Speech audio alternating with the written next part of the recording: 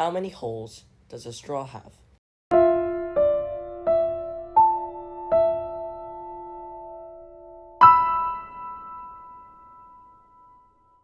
Hello, it's me, Bloodbeats, and today we'll be talking about possibly the most stupidest thing that people have asked me. How many holes does a straw have? Well, I've been asked this many times, but whatever answer I get, I'm not satisfied with. And after quite a bit of thinking, I think I have an answer. But before I talk about my idea, we need to provide a bit of insight. To fully understand how many holes a straw has, we first need to know what a hole is.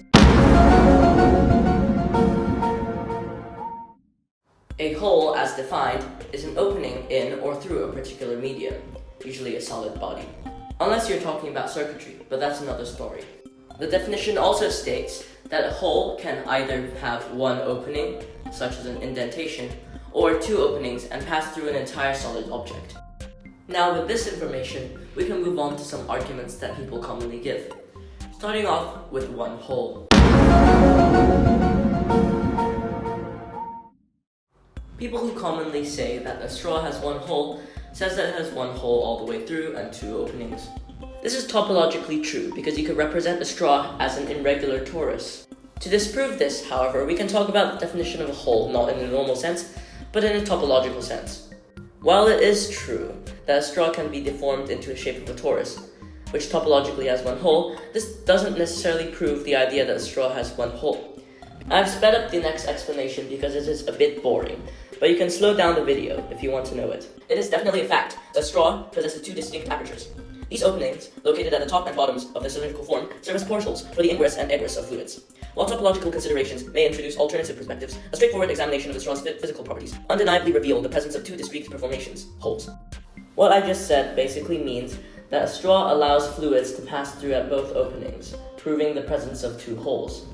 Although it's stupid, it's an argument that most two-holers use, and it sometimes disproves the one-holers. In a skeptical sense, you could have a bottle of water, open the top, and make it one hole. But if you poke a hole at the bottom that isn't even centered, is it still a hole?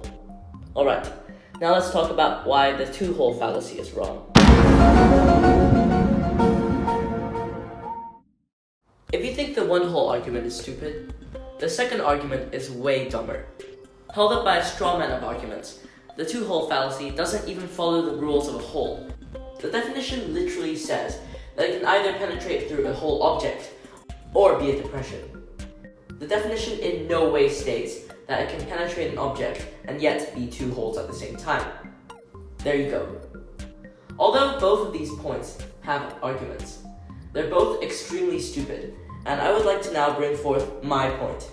And you'll be surprised to find out that the amount of holes in a straw is infinite. You see, a straw is a three-dimensional object, which means that it has length, width, and height. This three-dimensional object can actually be broken down into infinite two-dimensional objects, with only width and length. Therefore, you could create this three-dimensional object out of infinite of these two-dimensional ones. And in each two-dimensional one, it has a hole. And you can't argue that that one hole is two holes, because it has no height. A normal straw is made up of infinite of these, and therefore it has infinite holes. Thanks for watching, guys. This took over a month to make, so please consider subscribing.